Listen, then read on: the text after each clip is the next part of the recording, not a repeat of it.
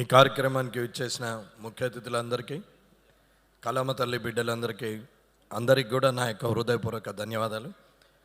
ఇట్లా లీడర్లను పిలిస్తే మళ్ళీ విలువకుండా లొల్లి చేస్తున్నారు. ఇకపోతే రజాకర్ సినిమా నిజంగానే తెలంగాణ చరిత్రకు అద్దం పట్టేది. గతంలో గుర్రపు డెక్కలు సప్పుడు వచ్చినా, రజాకర్లు వస్తున్నారని బండి చప్పుడు వచ్చిన అందరూ కూడా పారిపోయి చైన్లలో దాచుకునే, గడ్డివాములలో దాచుకునే సందర్భం. ఇంట్లో ఉన్నటువంటి ఆడవాళ్లకు రక్షణ లేదు, బయటకు వెళ్ళిన మగవాళ్లకు రక్షణ లేదు. పంట పండించిన రైతు తినే వరకు కూడా అది గ్యారంటీ లేనటువంటి సందర్భం. పుట్టాం కాబట్టి బతకాలి, చచ్చే వరకు ఉండాలి అనే పరిస్థితిలో ఆ కాసిం రజ్వీ చేసినటువంటి అరాచకాలకు దర్పణమే ఈ రజాకర్.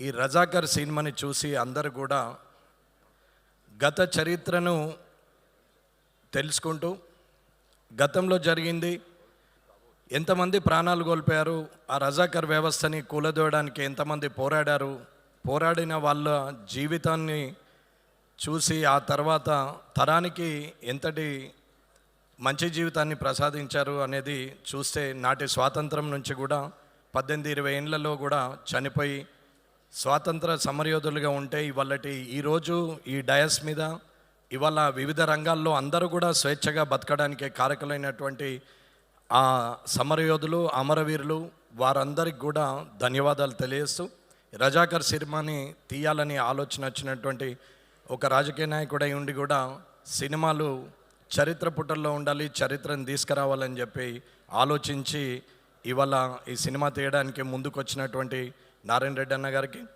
అలాగే సినిమా అనేది అతి తక్కువ ఖర్చులో ఎక్కువ సంతోషాన్ని ఇచ్చేది, అతి తక్కువ ఖర్చులో 10 మందికి అందుబాటులోకి వచ్చేటువంటి సినిమా రంగంలో లక్షలాది మంది ఆధారపడి ఉంటారు. ఒక్క సినిమా వెనకాల ఎన్నో వందల కుటుంబాలు బతికే పరిస్థితి ఉంటుంది. కాబట్టి ఇటువంటి చరిత్ర ఉన్నటువంటి సినిమాలు, ఇటువంటి గతాన్ని మనకి స్ఫురణకు తెచ్చే సినిమాల్ని ఖచ్చితంగా అందరూ చూడాలని కోరుకుంటూ, సినిమా భవిష్యత్తును చూపెడుతుంది, సినిమా గతాన్ని తిరిగి మనకు చూపెడుతుంది, వర్తమానంలో మనం ఎలా ఉండాలనేది చూపిస్తుంది.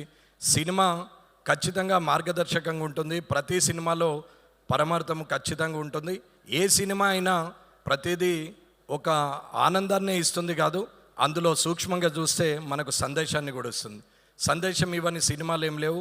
మా భూమి సినిమా నరసింహరావు గారు తీశారు, అప్పటి నుంచైనా ఇవాళ ఒరే రిక్షా సినిమా కావచ్చు, లేకపోతే చీమల దండు కావచ్చు, అలాంటి సినిమాలు కూడా ఇచ్చినటువంటి వారు ఉన్నారు. రేపటి పౌరులు సినిమా తీసిన టి కృష్ణ గారు కానీ, అలాగే కళాత్మకంగా తీసినటువంటి శంకరాభరణం సినిమా కావచ్చు, అలాగే దేవతల సినిమాలు తీసినటువంటి నాటి యుగ పురుషుడు ఎన్టీ రామారావు కావచ్చు, భవిష్యత్తుని చూపించినటువంటి జేమ్స్ బాండ్ మూవీలు తీసిన సూపర్ స్టార్ కృష్ణ గారు కావచ్చు, అలాగే అప్పుడు రైలంగి నుంచి మొదలు పెడితే ఇప్పటి బ్రహ్మానందం గారి వరకు కూడా ఇలాంటి ఆనందాన్ని కూడా ఇవ్వగలిగి ఈ కళామ తల్లి బిడ్డలైనటువంటి వీళ్ళందరికీ కూడా నిజంగా ప్రజలందరూ కూడా వారికి ధన్యవాదాలు తెలపాల్సిందే. అలాగే ఇక్కడ ఉన్నటువంటి ఏదైనా సరే, ఏ వ్యవస్థ అయినా సరే, అప్పుడైనా సరే, ఇప్పుడైనా సరే, భవిష్యత్తులో అయినా సరే, ఒక వ్యవస్థలో న్యాయం జరగనప్పుడు దానికి సమాంతర వ్యవస్థనే విప్లవంగా మారుతుంది. ఎదురు తిరుగుతారు, ఖచ్చితంగా యుద్ధం వాతావరణం మొదలవుతుంది. న్యాయం జరగనప్పుడే అక్కడ సమాంతర వ్యవస్థ వస్తుంది. కాబట్టి దాని పేరే విప్లవం అనుకుంటారు. దాని విషయంలో ఒక్కొక్కరు ఒక్కొక్క రకంగా అనుకున్న, జరగాల్సిన న్యాయం జరగనప్పుడే, దానికి సరైన శిక్ష, అన్యాయానికి సరైన శిక్ష పడినప్పుడే ఆ సమాంతర వ్యవస్థ ఉద్భవిస్తుంది. దానికి ఏవైనా కారణాలు కావచ్చు.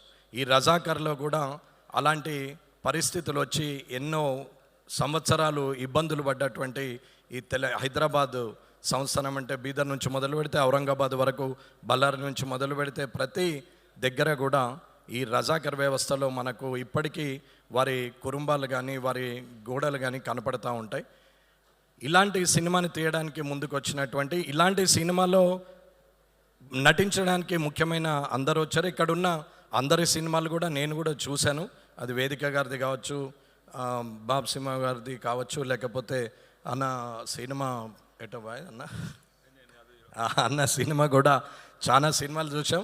సరే, సీమ ఎక్కడో టీవీల ముందర చూసిన సుమ గారిని డైరెక్ట్గా చూసే అవకాశం కూడా వచ్చింది. కాబట్టి వారు మాట్లాడేది కానీ రాజీవ్ కనకాల గారు కానీ అది ఎప్పటి నుంచో చూస్తూ ఉంటాం టీవీల్లో. నేను కూడా మీ మామగారి ఇన్స్టిట్యూట్లో ట్రైనింగ్ తీసుకోవాలని వచ్చి మళ్ళీపోయి రాజకీయ నాయకుడిగా వచ్చాను. లేకుంటే మీ లైన్లో నేను కూడా అయ్యేవాన్నేమో. ఏది ఉన్నా అన్న, మనిషి బతకాలనుకున్నప్పుడు తనకు కావలసినంత ఉంచుకొని ఎదుటి వాళ్ళకి నలుగురికి ఇవ్వగలిగే మనసు ఉండాలి, సింప్లిసిటీ ఉండాలి, డౌన్ టు ఎర్త్ ఉండాలి.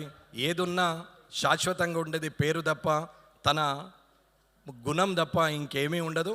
ఏది చూసుకొని విర్రవీగిన తిరిగి మనము చేరాల్సింది భూమి మీదకే. కాబట్టి మనం ఎక్కడి నుంచి వచ్చామని చూసుకొని ఎక్కడికి ప్రయాణం చేయాలనేది ప్రతి నిమిషము ఒకసారి వెనక్కి చూస్తే మన గతం మనకు తెలుస్తుంది, మన వర్తమానము అర్థమవుతుంది, రేపు భవిష్యత్తు కూడా మన కళ్ళకు కనిపిస్తుందని తెలియజేసుకుంటూ ఇక్కడికి విచ్చేసిన పెద్ద ఈ కళామ రంగానికి ఉన్నటువంటి మీ అందరికి కూడా ధన్యవాదాలు చేస్తూ ముగిస్తున్నాను. జై హింద్, జై భారత్.